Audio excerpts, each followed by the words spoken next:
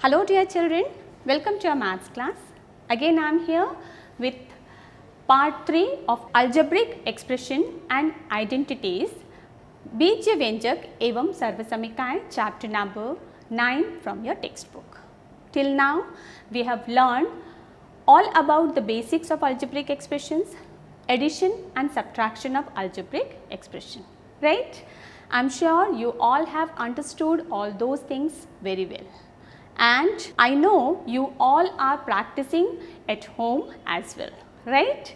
Because practice makes the man perfect. So dear students, today I am going to start a new topic, that is multiplication of algebraic expression, बीजीय व्यंजकों का गुणन.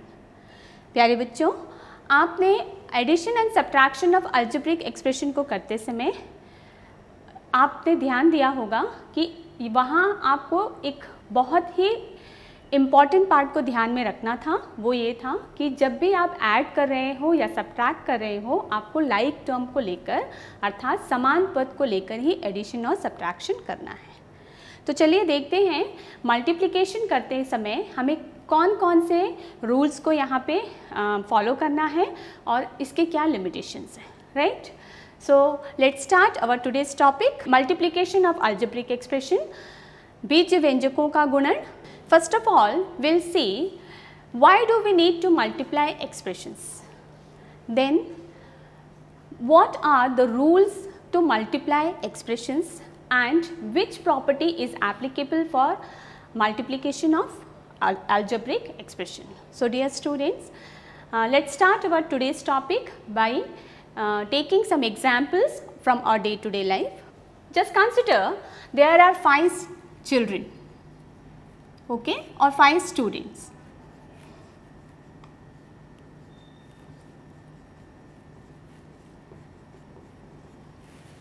ठीक है. अब मैं इन पांचों बच्चों को इक्वल क्वांटिटी में चॉकलेट्स देना चाहती हूँ या पेंसिल डिस्ट्रीब्यूट करना चाह रहे हैं या वॉट एवर, ठीक है. तो मैं चाहती हूँ कि मैं इन पांचों बच्चों को चॉकलेट्स दें, ठीक है, या पांचों बच्चों को मैं 3 चॉकलेट्स दूँ, 3 चॉकलेट्स मैं हर एक बच्चे को दूँ. तो मुझे पता करना है कि टोटल नंबर ऑफ चॉकलेट्स मेरे पास कितनी होनी चाहिए, राइट? तो मैं क्या करूँगी, नंबर ऑफ स्टूडेंट्स कितने हैं 5, हर एक बच्चे को मैं कितना चॉकलेट्स देना चाहती हूँ 3. So this is 5 3s are 15, right? Clear?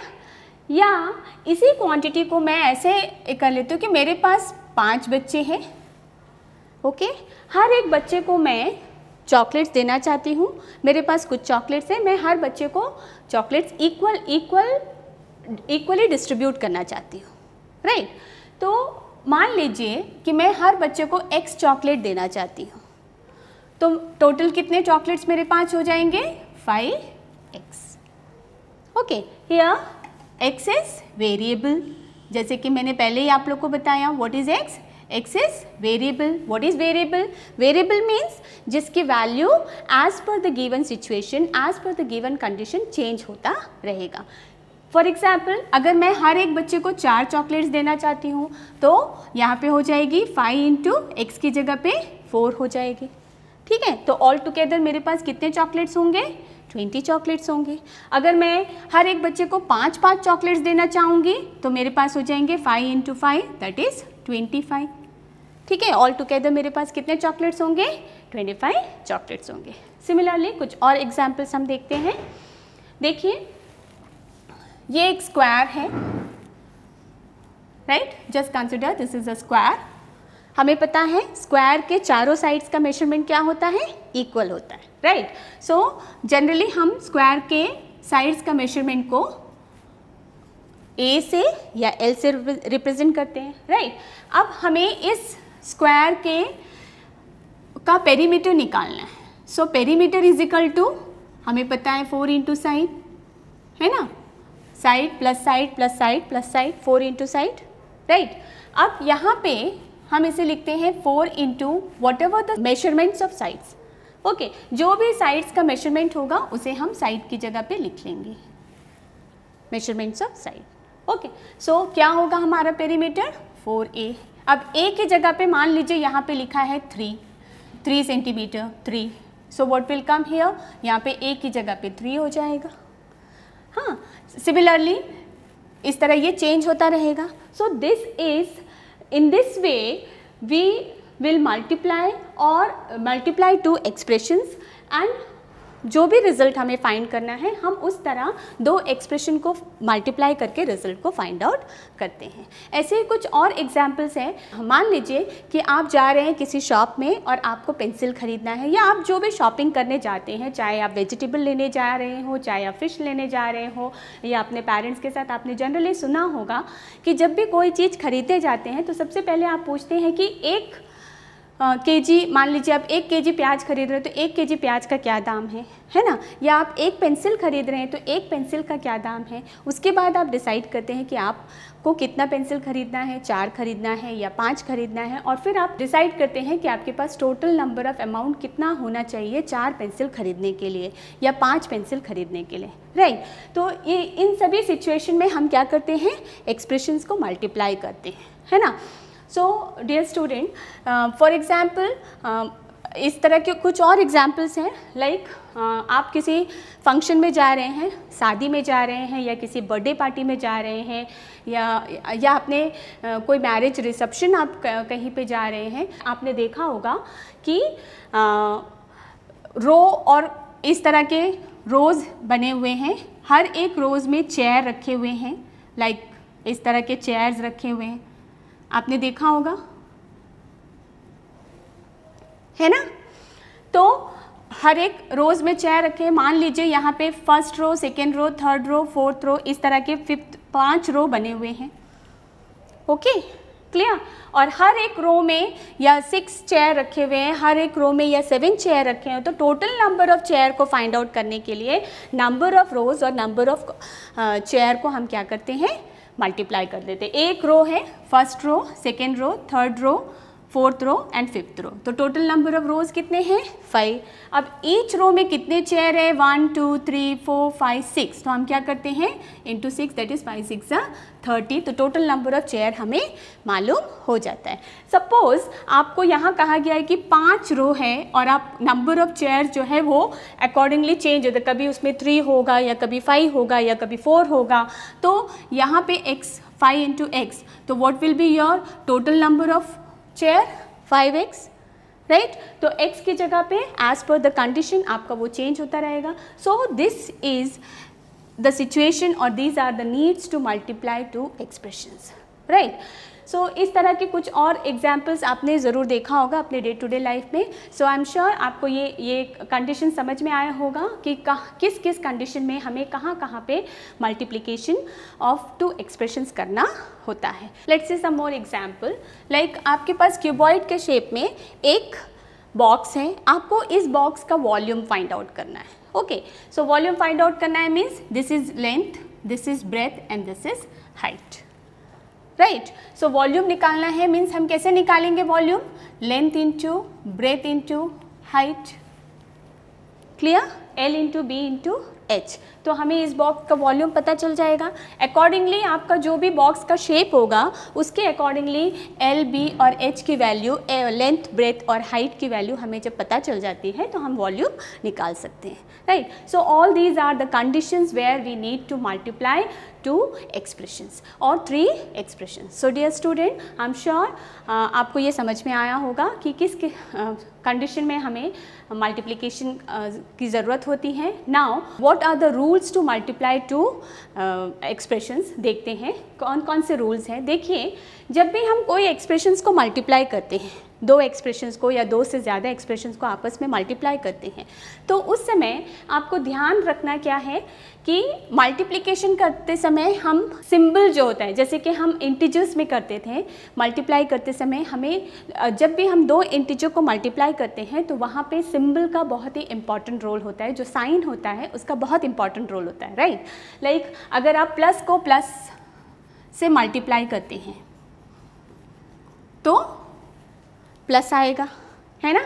देखिए, अगर आप प्लस को प्लस से मल्टीप्लाई करते हैं तो प्लस आएगा, माइनस को माइनस से मल्टीप्लाई करते हैं तो प्लस आएगा, राइट, मीन्स प्लस वाले नंबर को प्लस वाले नंबर से मल्टीप्लाई करते हैं, सो आपका आंसर जो होगा that will also in plus. Minus वाले नंबर को माइनस वाले नंबर से मल्टीप्लाई करेंगे तो आपका आंसर जो होगा वो प्लस में ही होगा। सिमिलरली एक प्लस में और दूसरा माइनस में होगा तो उसका आंसर भी माइनस में आएगा, रिजल्ट जो होगा वो माइनस में होगा, उसका प्रोडक्ट जो होगा वो माइनस में होगा। सिमिलरली एक माइनस वाले नंबर और दूसरा प्लस वाले नंबर को मल्टीप्लाई करें तो भी उसका रिजल्ट नेगेटिव में ही होगा, राइट।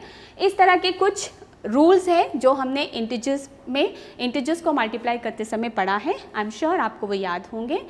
साथ ही अगर हमें दो वेरिएबल्स को मल्टीप्लाई करना है तो हम कैसे मल्टीप्लाई करेंगे, ध्यान दीजिए बच्चों।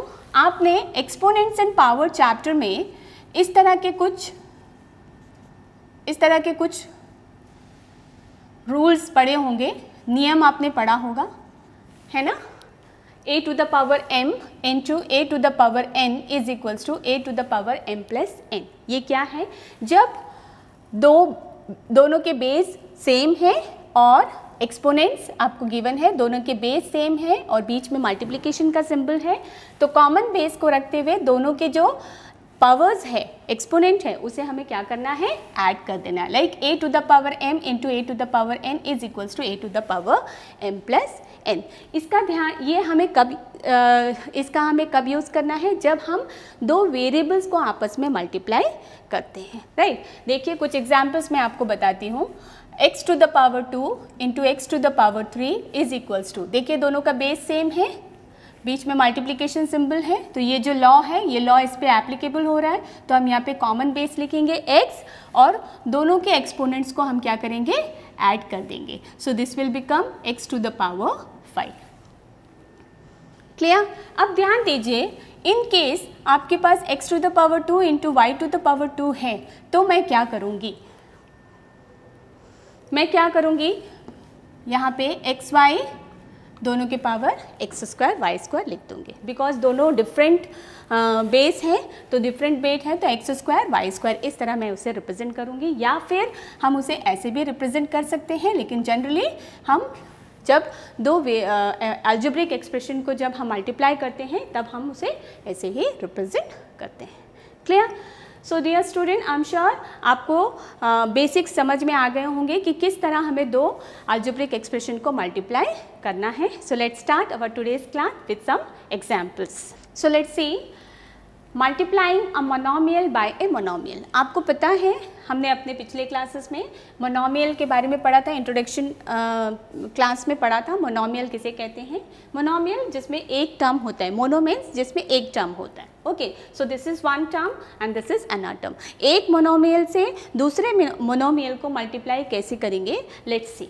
देखिए मोनोमियल को मोनोमियल से मल्टीप्लाई करना या अलजेब्रिक एक्सप्रेशन में जब हम मल्टीप्लिकेशन करते हैं, जब हम मल्टीप्लाई करते हैं तो हमें कोएफिशिएंट, कांस्टेंट और कोएफिशिएंट को एक साथ मल्टीप्लाई करना है, राइट। मीन्स जो वहाँ पे न्यूमेरिकल कोएफिशिएंट होता है उसे हमें एक साथ करना है एंड वेरिएबल को अलग करना है, वेरिएबल्स को एक साथ मल्टीप्लाई करना है, राइट। सो देखिए 4 इंटू 7 4 और इंटू 7p, सबसे पहले हम ऐसे लिखेंगे, राइट।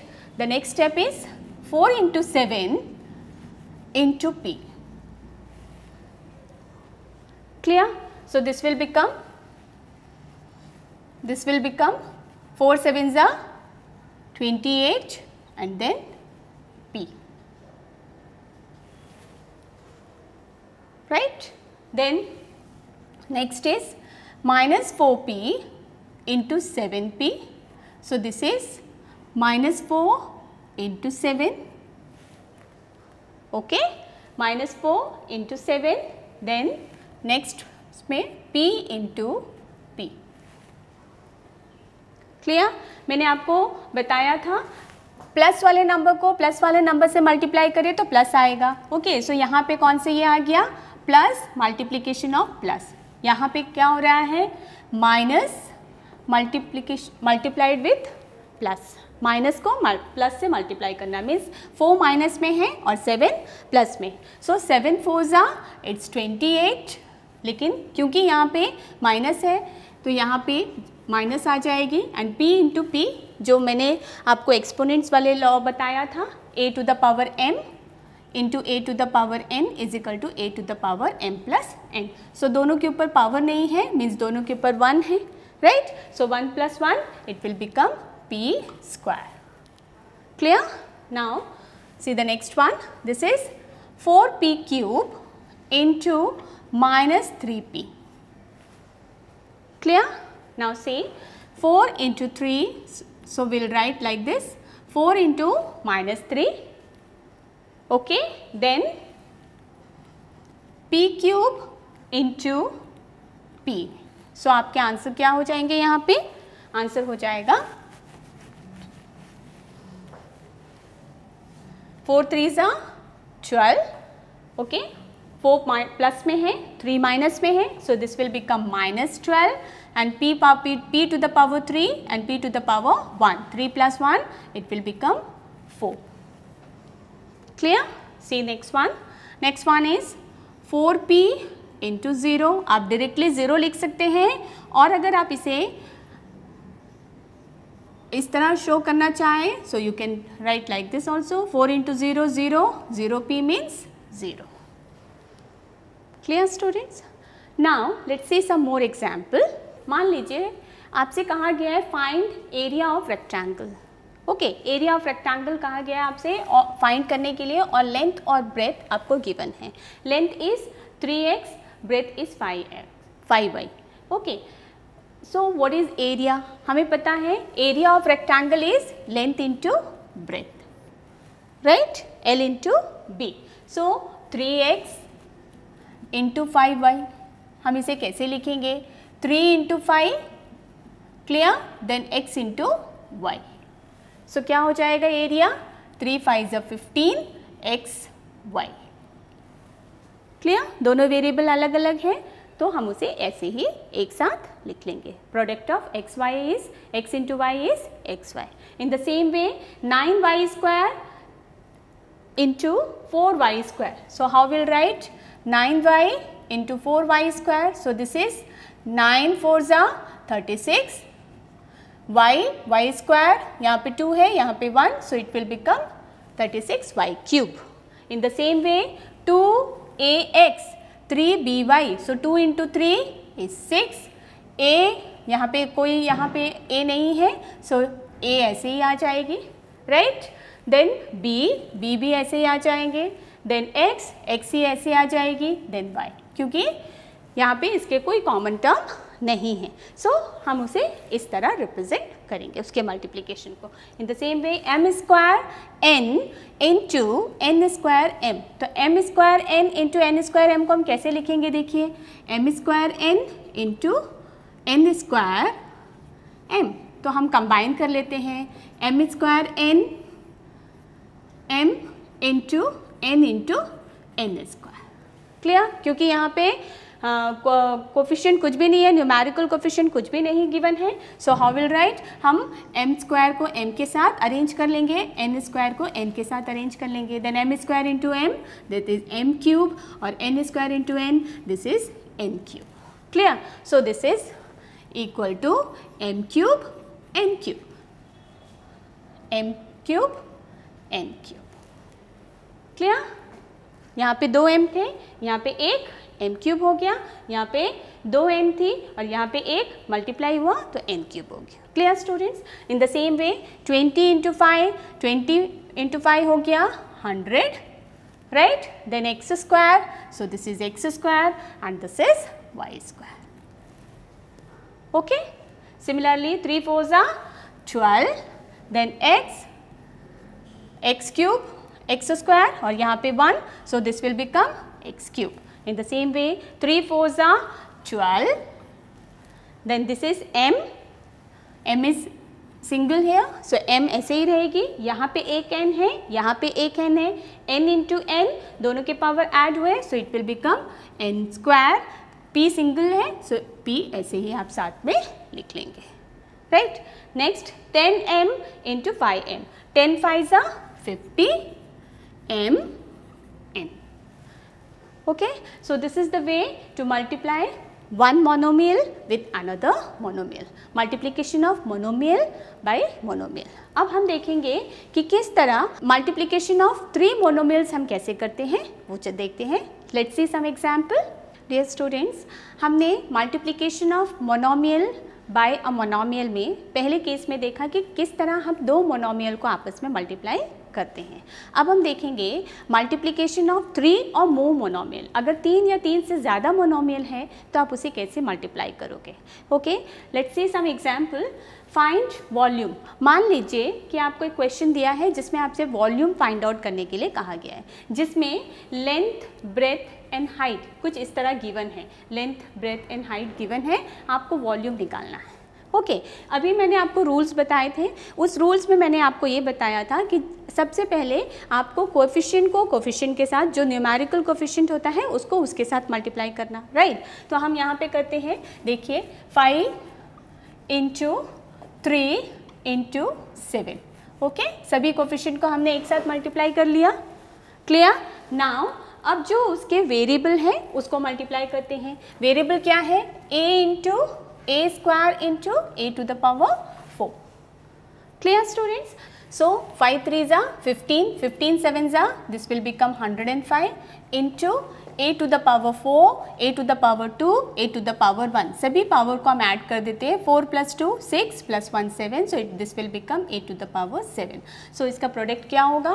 वॉल्यूम क्या हो जाएगी? 105 a to the power 7. Clear students.